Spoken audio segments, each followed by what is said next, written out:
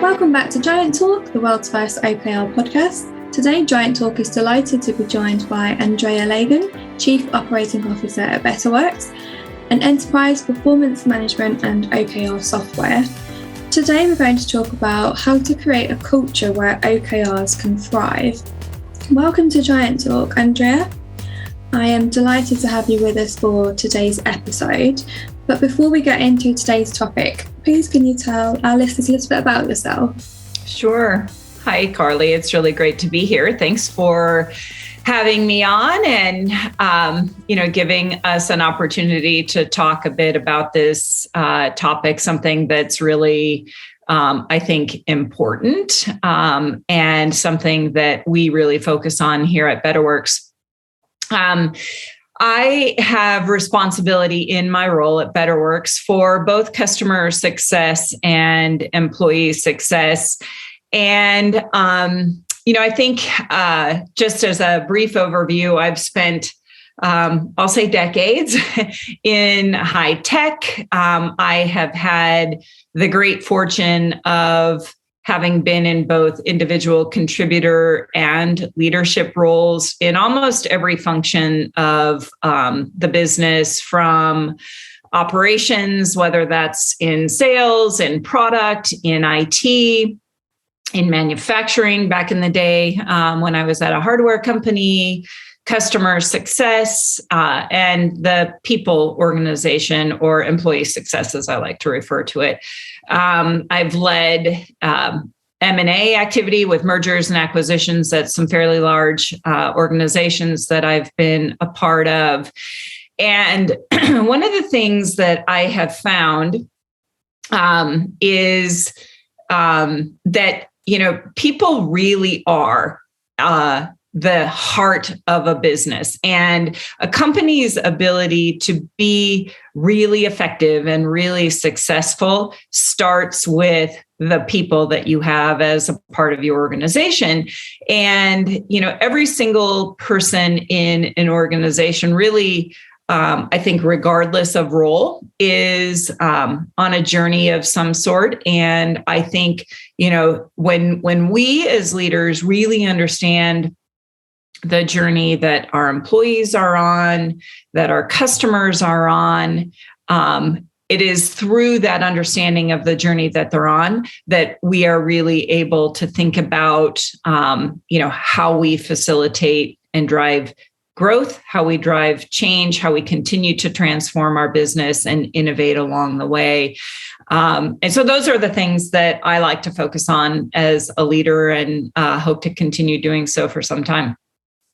Thanks, Andrea. And I think I really love that, people being the heart of the business. I think over the past 2 years or so, I think it's become even more important. There's been even more of a focus on people and culture in particular, and just how important your people are, as you said, for your business. So let's start by talking about the importance of company culture, as we've touched on how important people are in the business. So the importance of company culture and creating a culture where your employees really can thrive. What are the benefits of doing so? And why is culture more important now, more than ever in today's workplace? Yeah. It's a really good question, and certainly very topical these days, given that many organizations are either in a fully remote workforce or, some sort of hybrid workforce where, people are working remotely from home or sometimes in the office. And, the importance of a strong culture within an organization is so important. There's that quote where I can't remember who said it, but culture eats strategy for lunch or breakfast. I'm butchering the quote, but the point is that culture is a key part of what allows an organization to grow, to be effective, to be successful, to execute on its strategy. And today, when we have employees who are not always in close proximity to the things that are happening day to day, decisions that are being made, we have to have something that is foundational to how we execute as a company. And it is culture that brings people together, that helps them be connected to what's most important in the organization, and finding a way to make that culture something that's living and breathing in the organization, whether that's how you integrate it to your processes, to your policies, to your systems. You've got to find a way to make that a living, breathing organism within your company that everybody can connect to.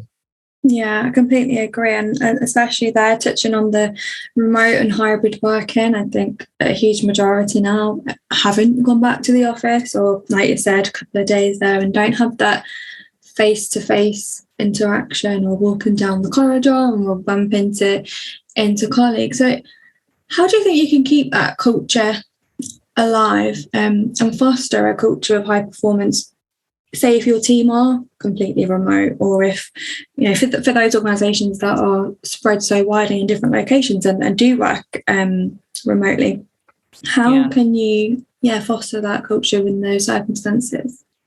I think one of the first things you have to do is be super clear about the values that you have as an organization, and how you make those values something that everyone feels and supports and feels connected to. I think, especially in a remote environment, being transparent, making sure that transparent in your communications, making sure that you have a way to drive empowerment throughout your organization, especially when everyone is remote and working in different locations, like making sure that people feel like they are empowered to make the most important things in your organization come to life. That's really important. And accountability. I think, this aspect of ensuring that there's a level of accountability across the organization to make the things that are most important, whether you call those things OKRs, whether you call those things goals, to make sure that those things are happening. And, going back to what I was saying, as far as like integrating it into your process, your values have to be simple enough that they can be integrated into your day-to-day processes, into the technology that you use across your organization, because there isn't a company out there that isn't using some sort of technology that's enabling people to do things better. Mm-hmm. And so your values have to be something that can be integrated into everything you do day to day. Yeah, I think that's really important. I think, like you said, being clear about those values. And I think it comes communication, communicating those values. And also another, I guess, key bit that you mentioned was about feeling supported. If you're in a situation where you never see your line manager face to face, I think sitting at home and not feeling supported is obviously one of the worst feelings. So yeah, definitely some key points there. So we've touched on the benefits and the importance of company culture. As a leader, how can you spot when something is maybe up with your culture? Are there any telltale signs that something needs to change? I think there are various ways. One of which is to talk regularly and openly with your employees about your culture, about the values that support your culture. I think regularly asking your employees through anonymous surveys is a really good way to get feedback. And, really you have to act on that feedback, but the willingness to ask the questions, of employees about your culture, about your value, like what's working really well about your culture and the values that you subscribe to as an organization. Where do your employees think that you could do better? And, take that feedback, share that feedback back with the employees. And then most importantly, act on it. That's one way that, you can tell how you're doing from a culture and a values perspective. Yeah. And I think just carrying on that point it's this, I know that we could do a separate podcast on this and we've spoke about it previously, but the whole aspect of psychological safety where your employees, you've mentioned openness and talking and we have anonymous surveys, but also you want a culture where your employees feel that they can ask questions or they can put forward feedback and they don't feel afraid to do so, or they might be shot down for saying it. So I think if you maybe witness that your employees aren't speaking out or you don't feel as empowered, going back to the empowerment word, that there could be sort of issues if they don't feel safe to do so. I think that's key. And part of, making sure that employees feel safe is if there is, consistency and regularity in how managers, because managers are key to making sure that your culture is going to thrive in an organization, and making sure that managers and the employees on their team are regularly connecting, and that managers are empowered and enabled to have regular conversations or check-ins with their employees. And they need to be consistent. They need to be lightweight. They need to be oriented around those things that employees are empowered to do, that they're accountable to do, going back to like what's most important in the organization. Again, whether it's OKRs or goals, but those things that are driving the company forward, that are driving the employees forward, having regular check-ins and conversations about those things, what's preventing progress on something that an employee is working towards. Having those conversations regularly makes it really easy for the employee to share and feel safe in sharing, gosh, I'm really struggling with this particular objective, and here's where I'm struggling, and how can you help me? Those are the things that are going to help you progress. Those are going to be the things that help your culture thrive and employees feel safe. Yeah, definitely agree with the regular check-ins, and like you said, keep it quite light.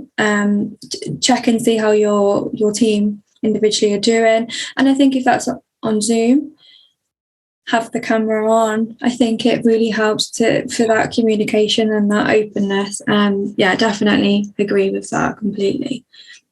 What would you say are the traits of good culture versus those of bad culture? I know we've touched on that a little bit. I think, some of the really great traits in an organization are those things that allow employees to take ownership for the outcomes that they're responsible for, an openness and accountability towards what's most important, and consistency in how you're actually doing against those things that are most important. Allow people to be themselves and kind of respect where people are, especially like you mentioned, having one-on-ones and doing that on video.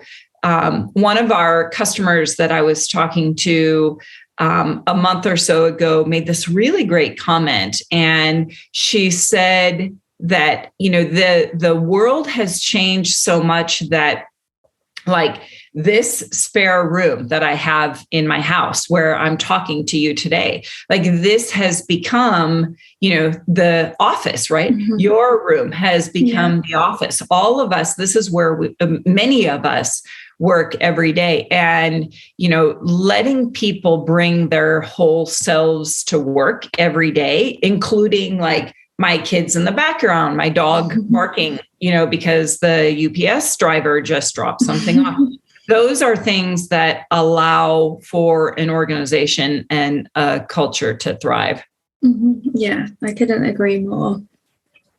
Another thing that we've heard a lot about in the news, I guess, I've personally heard a lot about it in the past, I say 3, especially this year, maybe towards the end of last year, but it's been in the news for probably a little bit longer, is the Great Resignation. I know that there's been various news articles and platforms. I've seen various things on LinkedIn. It's really interesting. What are your thoughts on this and the future of the world of work? Yeah. Well, I think when you talk about, some of the traits of a good culture, I think the Great Resignation in many cases is being driven by traits of a not so great culture. There are some toxic environments that can exist out there where, there's a lack of communication. There's a lack of listening to employees and, what's important to them. There's a lack of, I think, if there is a lack of clarity for employees and an inability for them to be connected to what's most important in the organization, that makes it tough for employees to want to stay and continue being loyal to an organization. When we all get up every day, we make a choice to come and do something, right? And when we get up every day and, make that choice, most people want it to be a choice that they feel really connected to, that they feel really tied to, that they have some influence over the outcome on. And, going back to a culture that really thrives, especially where alignment to goals or OKRs is kind of at the core of what you're doing, that allows much of that connectedness and clarity for your employees. And then, those engagements that happen between managers and employees, the consistency in the conversations and the willingness to give and receive feedback on a regular basis, those are really great things. One of the most, the worst things that I think an organization can do in creating a negative culture is, create a situation where once a year, there's this opportunity to give feedback to employees, which is almost always ripe with recency bias. Like those kind of things, those don't create the connectedness that gets an employee encouraged to come to work every day for your organization. Yeah, and I think this goes back to like the purpose over paycheck conversation as well, and also thinking about the Great. I like that phrase. Yeah, and thinking about the Great Resignation. Obviously, you're thinking about your current employees, but also for organisations that want to grow, and to increase the number of employees that they have in order to grow. That's going to be difficult if you don't have a culture that is attractive and that people want to come and join. So I think it also hinders your organisation when you're looking to recruit, as well as obviously retain your current staff. So just on that subject, thinking about employee engagement and motivation, what can you do to increase employee engagement, and how can OKRs aid this? I know you've touched on goal setting and OKRs, and just thinking about how they can help with that process. Yeah. Empower everyone in the organization to be a part of what's most important to the company. setting the most important objectives and achieving the most important objectives shouldn't just be a tops down thing, and empowering your employees to be accountable for helping the company succeed. I think that's pretty important. I think as employees, being a part of the solution when it comes to a really thriving culture, if there are changes that as an employee you want to see happen in your organization, speak up, be a part of the solution, as opposed to, just complaining about it. And as leaders, I think, you have to really be willing to listen to the feedback that can come and be really empowering to the success of your organization. Yeah. And I think knowing how you as an employee can contribute to those overall goals of the organization, like you said, that can be really empowering. And we've touched on it a few times. I think there's two key words that we've spoke about during the conversations, definitely empowerment and accountability. And I think, using OKRs in your organization, there's a huge benefit for those two aspects there. Yeah. If for anyone listening that may be having some difficulty within their company culture, they might be listening and thinking, there's some sort of alarm bells ringing there. Maybe we have issues internally, and they're not sure where to start. Can you give some useful advice, or I guess a lasting tip? Yeah. I think, most every company today is thinking about the importance of retaining their employees and helping their employees thrive. And, I think as employees, being willing to have a conversation with your manager about what's important to you, what you think would make a difference in your organization. Like I said earlier, I think it's important. Be a part of the solution that, you want to see. As leaders, I think the most important thing we can do is listen to the feedback that our employees have for us. Transparency is key. We talked about accountability, we talked about empowerment, but, with those two things, being transparent in your organization about decisions you are going to make and progress that you're making with respect to your goals, those most important things. Win as a team, lose as a team, those kinds of ideas are. Our chief revenue officer at Betterworks likes to say that a lot, and it's really meaningful. You think about the most successful teams out there, whether it's a sports team, whether it's an organization, they come at it from the perspective of winning as a team and losing as a team. And so from a leadership perspective, being willing to listen to your team and take feedback from your team on what is going to collectively help you as an organization is, I think, one of the best things that, you can do to help your organization thrive. Yeah. And I think we can end there with how we began, with you saying that your employees are the heart of your business. And I think, as you said as well, culture eats strategy for breakfast. So it's so important to get the culture right. And if you've tuned into the podcast because you're using OKRs or thinking about using OKRs, they won't thrive and be successful if you don't have the right culture in place. I think I can listen to and talk to experts on culture for a long time. I find it so fascinating and so important. Thank you so much for joining us for today's podcast, Andrew. It's been really, really interesting, and I know that obviously there be giants. We talk a lot about culture, Betterworks.